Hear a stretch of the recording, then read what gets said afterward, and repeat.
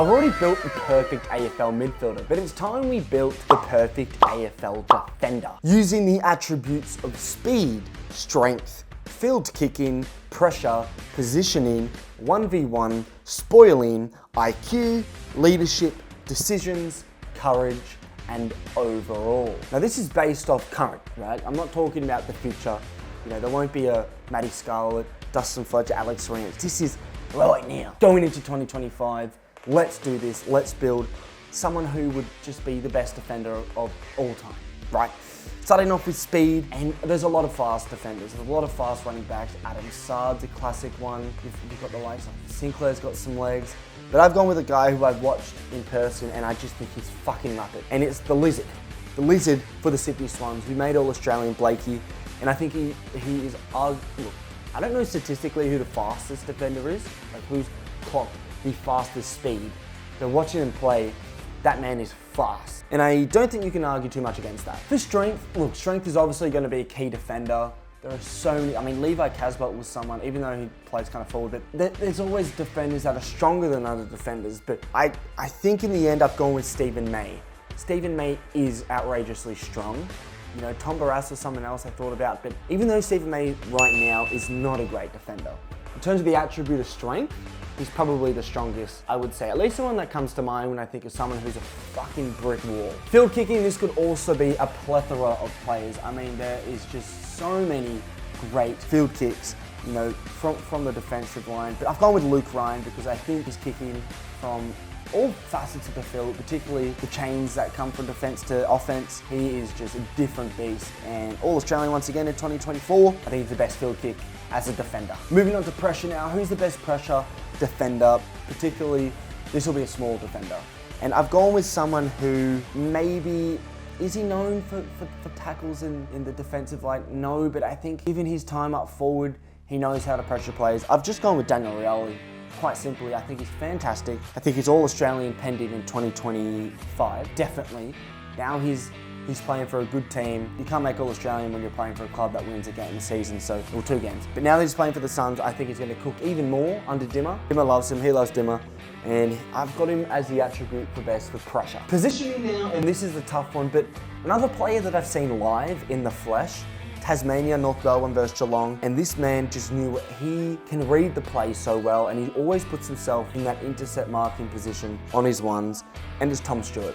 Tom Stewart's positioning is, I think, next to no one comes close to him right now. He's arguably got some of the best positioning I've seen, right? And to be completely honest with you, I don't think this is a question. I think it is Tom Stewart. And if you don't think it's Tom Stewart, then you're a fucking idiot. 1v1, I've got Harris Andrews. I did consider Jacob Wiedering, Sam Taylor, but I think Harris Andrews, I back him most in a 1v1. He's got really good body positioning, which is a bit different to positioning as a trait or as an attribute, but it could be any of those current really informed key defenders, but I've gone with Harris Andrews. Spoiling, I've gone with Jacob Wiedering. I just think he's the best. Darcy Moore's really good at spoiling, but he's a bit on fraud to watch in 2024.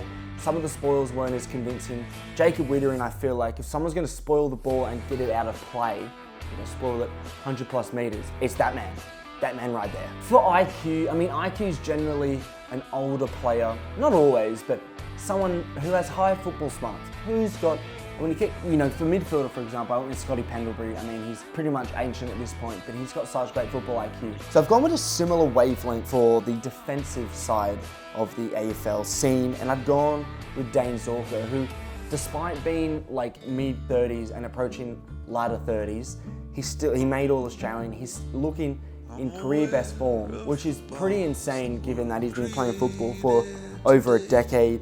He is fantastic to watch. He could have gone for field kicking. He could have gone for many traits, but I've got him for IQ because of the experience. But you know, like once again, that could be so many players. James Sicily has really good IQ. I think the likes of Dylan Grimes was someone who I would have had in there until he retired, but I've got James Zorko for IQ. Leadership now, pretty much who's the captain, who's in defence. Darcy Moore, James Sicily, Alex Pearce.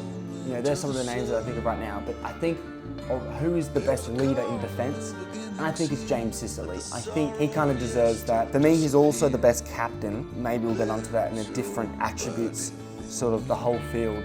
But for me, he is the best leader. in the defensive line. I feel like he just knows how to organise a team. Given that he played with the likes of Hodge, I think he played with Lewis as well. I mean, he's got some good experience to build off and to draw from.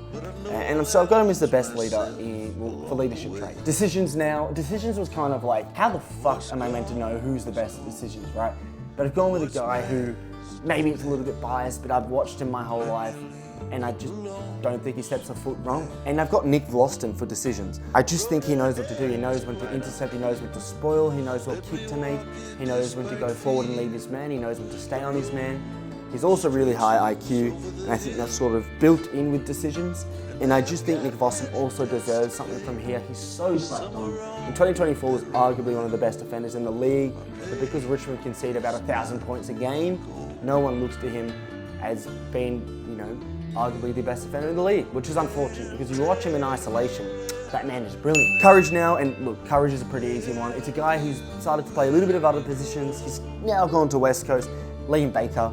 He's won Most Courageous Player, I think, for 2 years, maybe. He's definitely won at least one Most Courageous Player of the Year award.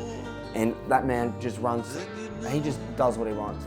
There are so many courageous defenders who run with the back of the flight and everything, but Liam Baker's the one that came to mind. And I think, that surely comes to mind for all of you guys. When you're talking about courage and defenders, that's Liam Baker. And finally, overall, who is, for me, the best defender in the comp? And it's pretty hard to do because you've got pretty much you've got small defenders, medium defenders, and tall defenders. So realistically, I got to try and just choose the best one in that position. And I think for me, if I was building a team from scratch in 2025, to win the flag, who would be the first defender I would take? And it would be someone who hasn't actually won any of these categories yet, which maybe means he's more of an overall player.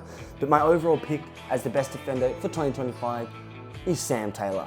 He just needs to keep his body fit, but for the Giants, he is such a rock. I've loved him ever since he broke into the side in sort of late teens, early 20s. He's fantastic, he's phenomenal.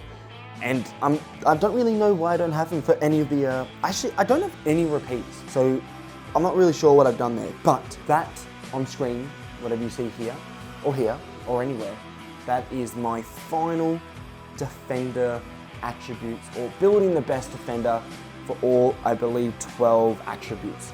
So in the comments below, let me know where I've gone wrong and where I've gone right, because I'm sure this is going to cause controversy. So thank you for watching, and I'll be seeing you in another video.